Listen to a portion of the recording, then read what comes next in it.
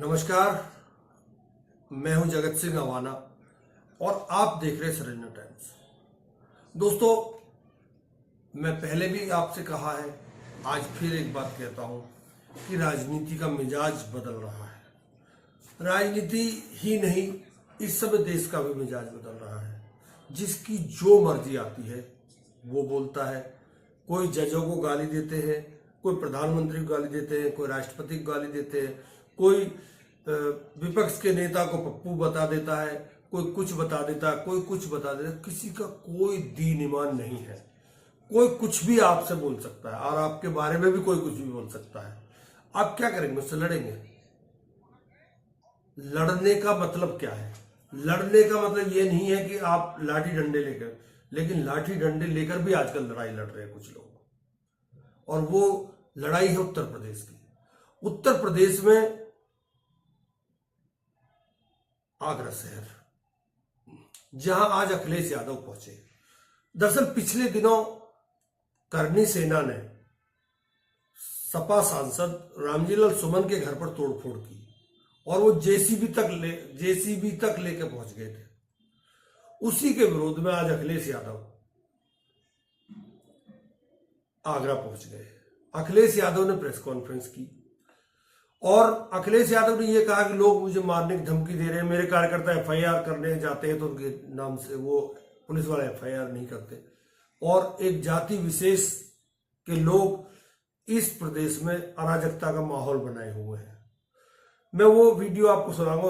उससे पहले कल एक ब्रॉडकास्ट जारी हुआ खान सर का।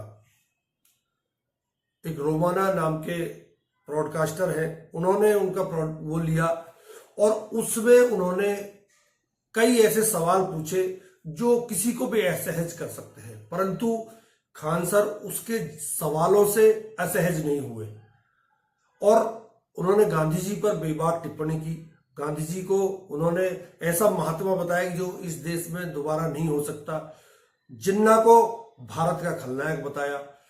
पहले अखिलेश यादव की प्रेस कॉन्फ्रेंस दिखाने से पहले, और अखिलेश यादव ने क्या क्या बोला है आज, एकदम खुलकर बोला है आगरा में, उससे पहले ये ब्रॉडकास्ट आपको मैं सुनाता हूं। ये ब्रॉडकास्ट कल टेलीकास्ट हुआ है, छोटा सा हिस्सा आप एक बार सुनिए, और आप अगर अंधभक्त है तब भी एक बार सुनिए। बेशक ये मुसलमान है खान सर, परंतु ये देश की बात कर रहे हैं। आप एक बार जरूर सुनिए इनको। आप उस आइडियोलॉजी की नहीं हो जहाँ पे लोग डिबेट करते हैं ना कि गांधी जी ने ऐसा किया, गांधी जी ने ऐसा किया। क्या कहाँ कौन से प्रस्ताव में गांधी ने लाया? देश का विभाजन हुआ, सीआर फार्मूला, चक्रवर्ती राजगोपालाचारी लास्ट में थे, सरदार पटेल ने भी सहमति उस समय थी, जवाहरलाल नेहरू की भी सहमति थी, सबकी थी। कारण क्या था? जिन्ना था। सिंपल सा कारण उसका जिन्ना था। जब जिन्ना को लग गया और 1945 में शिमला सम्मेलन हुआ, उसमें जिन्ना की बात ही नहीं मानी गई 1945 में, और वहाँ कांग्रेस में बोला गया तो इसने मोहम्मद अबुल कलाम आज़ाद गए वहाँ पे। तो 1945 में शिमला सम्मेलन में जिन्ना को लग गया कि ये लोग ना आज़ादी देने वाले हैं ना देश का विभाजन करने वाले हैं, ये लोग बस आज़ादी दे के चले जाएंगे। तो जिन्ना ने उसके एक साल बाद 16 अगस्त 1946 को ओपन बोला था, डायरेक्ट एक्शन प्लान, दंगा फैला दिया। हर घर में दंगा, हर शहर में होने लगा, हर शहर में होने लगा। जिन्ना को मारो, खत्म कहानी। एक सिंपल सी बात बताते हैं, जिन्ना को मार देते तो कौन इंसान आता आजादी की मांग करने के लिए? कौन था? कोई नहीं। जिन्ना को पूछता कौन है? विप्रो कंपनी के मालिक है ना अजीम प्रेम जी। विप्रो नहीं किया। अजीम प्रेम जी के पिताजी थे मोहम्मद प्रेम जी। उनको जिन्ना ने ऑफर दिया कि आप क्या कर रहे हैं वो हिंदुस्तान में, ये आपका मुल्क है पाकिस्तान, यहां आइए हम आपको वित्त मंत्री बना देते हैं। हम फोन काट दिया, रख देश बनाया यहां पर। इस इंसान ने ठुकरा दिया। 22 करोड़ रुपया दान देते हैं विप्रो से, हमारे रतन टाटा साहब। ये लोग देश के लिए हीरा हैं ये लोग। तो अलग टाइप का था। जिन्ना नहीं रहता तो विभाजन कभी नहीं होता। अच्छा, उसके बाद भी वो लोग क्या कर रहे थे जो विभाजन को स्वीकार कर लिए? बाकी लोग, इसका मतलब आप ये मानते हैं कि वो 80 साल का बूढ़ा जो चल नहीं सकता था, जिसको 2 इंसान उठा के ले जाते थे, उसमें इतनी ताकत थी और आपके नौजवानों में कोई ताकत नहीं थी? दोनों बात आप एक साथ नहीं बोल सकते। तो आप इसको एक्सेप्ट कीजिए। एक और आप कहते हैं कि सारे नेता का योगदान है, एक और कहते हैं यही अकेले सब कुछ कर दिया। आज़ादी की श्रेय में यहाँ एक कोई किसी को दान देता है 2 किलो अनाज, केला, फल देता है ना, तो 4 फोटो खिंचवाता है। एक कोई घर बनवाता है तो 10 फोटो खिंचवाता है। इंडिया मैच जीत जाती है तो लोग फोटो खिंचवाने के लिए लाइन लग जाती है। देश जब आज़ाद हुआ ना, तो सारे लोग जश्न मनाने दिल्ली में थे। गांधी उस समय नोआखली में एक दंगे को कंट्रोल करने वाले थे, और तब लॉर्ड माउंटबेटन ने देखा ना, कहा कि दंगा कंट्रोल नहीं हो सकता है। तब गांधी जी पहुंचे, दंगा कंट्रोल कर दिया। तो लॉर्ड माउंटबेटन ने कहा वो एक अकेला आर्मी है, वो 1 मैन आर्मी। क्या बात कर सकते हैं उसको, गांधी को। और ये गांधी को गाली दे सकते हैं लोग ना, इसीलिए कि देश गांधी का है, ये देश गांधी का है। वरना पाकिस्तान में रह के जिन्ना को गाली देंगे, मार देता सब। वो बोल भी पा रहे हैं। और हमको एक चीज बड़ा अब सत्य लगता है, उस समय नहीं लगता था। आइंस्टीन ने कहा था कि आने वाले 100-200 सालों में कोई बिलीव भी नहीं करेगा कि ऐसे हाड़ मांस का शरीर वाला इंसान भी भारत में था। उसको पहले से आभास था आइंस्टीन को कि लोगों की मेंटेलिटी। अभी तो 100 साल भी नहीं बीता, लोग गालियां देना चालू कर दिए। गांधी जी का फोटो नोट पे क्यों है? Why do you think? मतलब हर देश में जो फोटो होती है वो एक ऐसे इंसान की होती है जो एक लंबे समय तक देश को नेतृत्व संभाला हो, एक मुश्किल दौर में, लंबे समय तक। कई बार आप देखिएगा ना, मैच में कोई ऐसा इंसान मैच जिताता है ना, ज्यादा रन नहीं मारा है लेकिन मुश्किल दौर पे विकेट को बचा के रखा था। तो गांधी वही खिलाड़ी था, मुश्किल दौर में बचा के रखा था। वर्ल्ड वॉर 1 के बाद उन्होंने जो संभाला यहाँ पे, और गांधी रहता तो मुस्लिम लीग बना ही नहीं रहता। 1906 में ये क्या कर रहे थे लोग? 1916 में जब कांग्रेस और मुस्लिम लीग के बीच लखनऊ में समझौता हुआ, तो सरदार पर ये बाल गंगाधर तिलक जी थे वहाँ पे, उनके उपस्थिति में समझौता हुआ। वहाँ पे एनी बेसेंट थी लखनऊ समझौता में। होने ही नहीं देना चाहिए था उसी समय। अब जड़ मसल के खत्म कर देते। मुस्लिम लीग बनता ही नहीं तो मांगता कौन जिन्ना। अपने पैरेलल एक संगठन बना दिया। 1909 में मुसलमानों के लिए अलग निर्वाचन क्षेत्र घोषित कर दिए। कौन पागल था उस समय? उसको नहीं पता था कि आप एक एरिया अलग दे रहे हैं, कल को वो देश बना लेगा। यही चीज जब 1932 में इंग्लैंड में रैमजे मैकडोनाल्ड करना चाहता था, महात्मा गांधी वहां गए और टेबल पे मीटिंग चल रही थी, राजा बैठा था, प्रधानमंत्री बैठे थे, गांधी उठ के चले आए। और जब यहाँ आए तो लोगों ने पूछा कि क्या आए हैं, तो उन्होंने कहा कि मैं खाली हाथ आया हूं, लेकिन देश के इज्जत पे बट्टा लगने नहीं दिया हूं। और 1909 में जब पृथक निर्वाचन दिया जा रहा था, तो उस समय कौन गुनहगार था? खैर, जो न गांधी को जान रहा है, न नेशनल फ्रीडम स्ट्रगल पढ़ा नहीं, वो भाषण देगा तो उसको क्या सुन सकते हैं। और सवाल उठाने वाले बहुत लोग हैं बिना पढ़े लिखे। सवाल तो लोग सीता मैया पे उठा दिए थे, तो गांधी जी क्या है? तो गांधी और हम और आप क्या चीज है? इस समाज का उसूल है, जो इस समाज को उठाएगा समाज उसको मार देगा।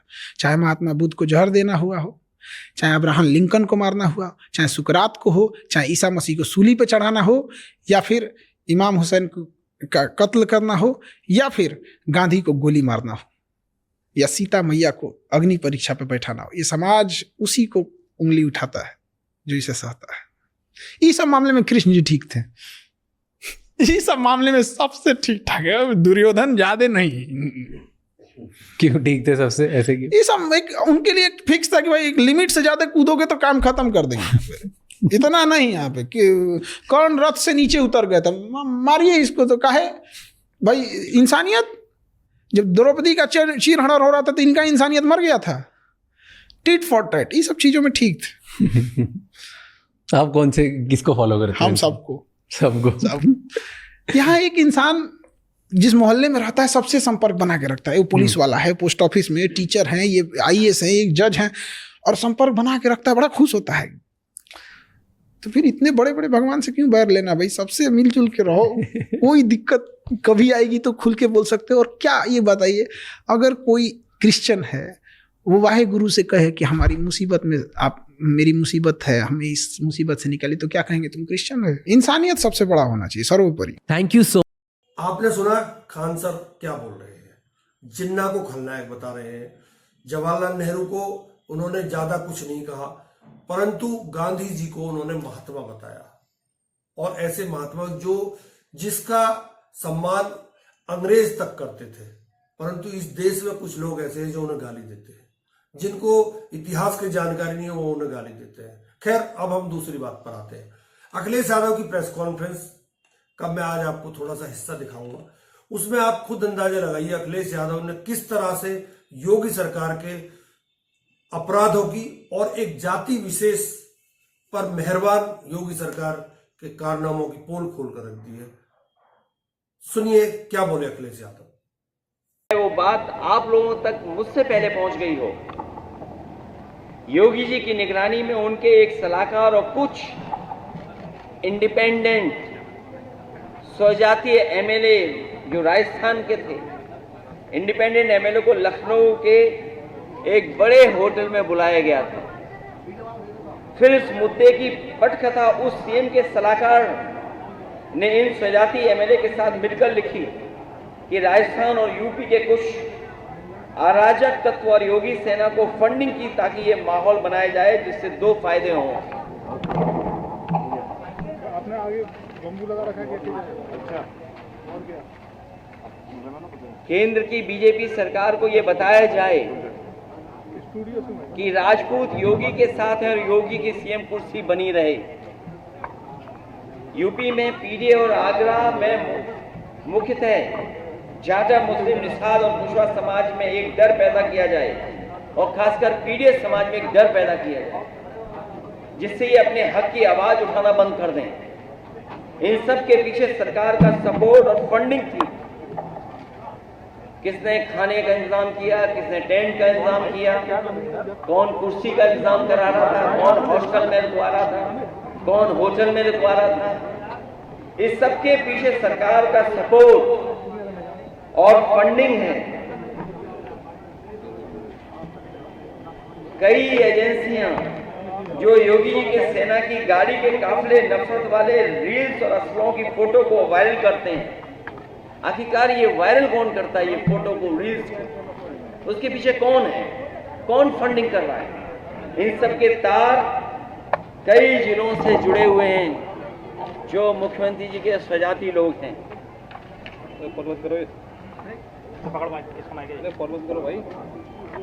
और मैं इसलिए कहता हूं कि सरकार पिछड़े दलितों और अल्पसंख्यकों को डराना चाहती है।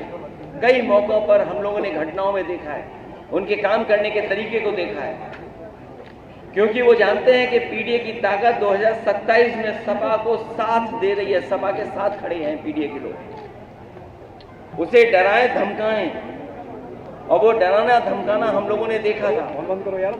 अभी जो बाई इलेक्शन हुआ था उसमें किस तरीके से डराया धमकाया गया था, उन्हें वोट तक नहीं डालने दिया गया था। ये बड़ी साजिश थी। और मैं कुछ उदाहरण हाल के ही देना चाहता हूं, मैं पुराने उदाहरण कोई नहीं देना चाहता हूं।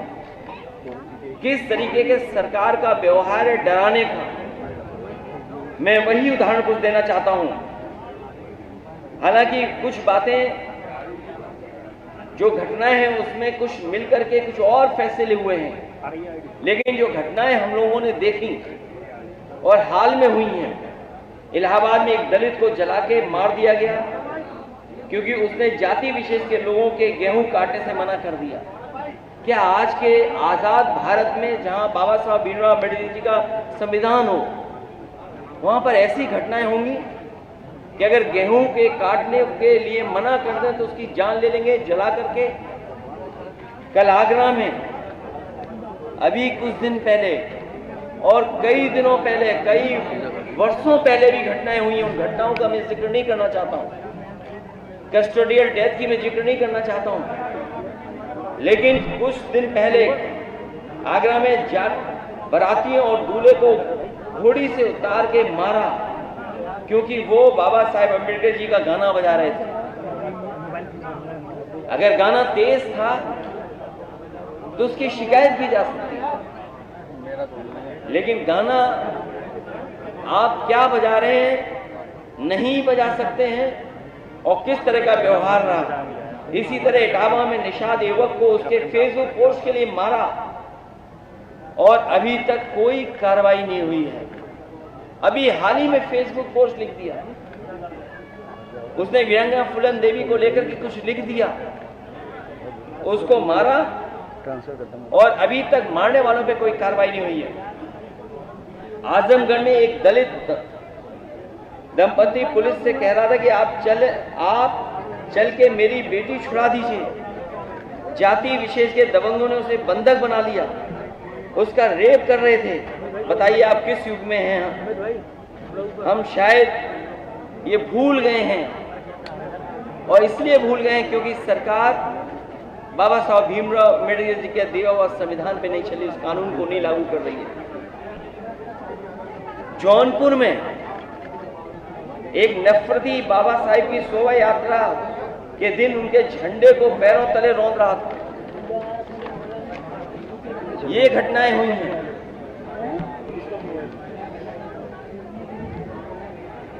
ये सब इसलिए हो रहा है क्योंकि आज सामंतवादी और प्रभुत्ववादी, उनको पता है कि उनकी सरकार है, और अगर इस तरह का काम करेंगे तो उन पर कोई कार्रवाई नहीं होगी।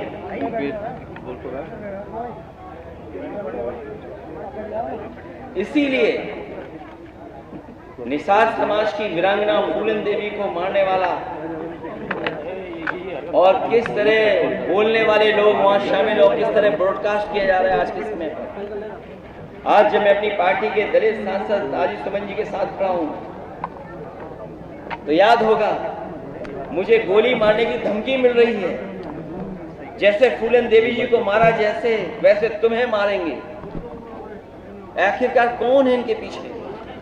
और अगर ये धमकी दी गई है, अगर वो पोस्ट वायरल हो रही है, सोशल मीडिया पे चल रही है, वैसे तो सरकार को खुद संज्ञान लेना चाहिए। क्या करूं? लेकिन अगर हमारी पार्टी के लोग शिकायत भी करने जा रहे हैं तो उस पर एफआईआर दर्ज नहीं हो रही है।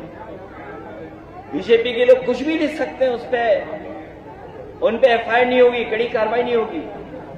और अगर एफआईआर हो भी जाएगी तो कार्रवाई नहीं होगी। करीबन 25-30 एफआईआर तो हम लिखा चुके हैं। इस सरकार में जाति कैसे काम कर रही है उसे देखिए।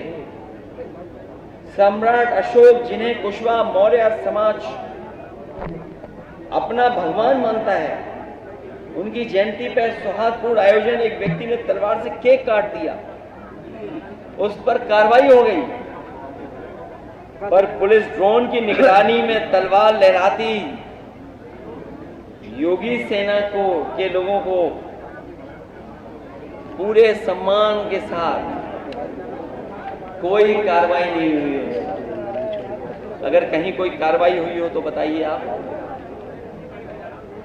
और याद कीजिए क्या कहा जाता था जब पुरानी सरकार हुआ करती थी। एक बहुत प्रतिष्ठित चैनल की मैं न्यूज के आधार पर यह बात कह रहा हूं कि Yadav take over of UP police, मतलब यूपी की पुलिस में बस यादव हैं। ये एक प्रतिष्ठित न्यूज चैनल, और ऐसी कई फर्जी खबरें चलाई जाती थी। केवल एक नहीं खबर चलती थी, बहुत सी खबर। अखिलेश यादव ने तमाम तरह की बातें कही कि ये हो रहा है प्रदेश में, ये हो रहा है, बिल्कुल हो रहा है, परंतु सरकार के साथ साथ विपक्ष भी कहीं ना कहीं इसका दोषी है। विपक्ष इसलिए दोषी है कि जब मौका लगता है तब ये लोग इन सवालों को नहीं उठाते, और जो बीजेपी और उसके समर्थक और उसकी ट्रोल आर्मी जो सवालों को उठाती है उसके जवाब देने में लगे रहते हैं, जबकि इनको पब्लिक के मुद्दे उठाने चाहिए। पीडीए मजबूत हो रहा है, ये सबको पता है, और यही वो बौखलाहट है जिसकी वजह से योगी ठाकुरों को एक कर रहे हैं, और बीजेपी जातिवाद ना करके धर्म और हिंदू पर चुनाव को लाना चाहती है। कौन जीतेगा, कौन हारेगा, परंतु आज जो हार रहा है वो इस देश की जनता हार रही है। वो महंगाई, बेरोजगारी, भूखमरी से त्रस्त है। आप भी सोचिए, हम भी सोचते हैं कि कल क्या होगा। बहुत बहुत धन्यवाद, नमस्कार।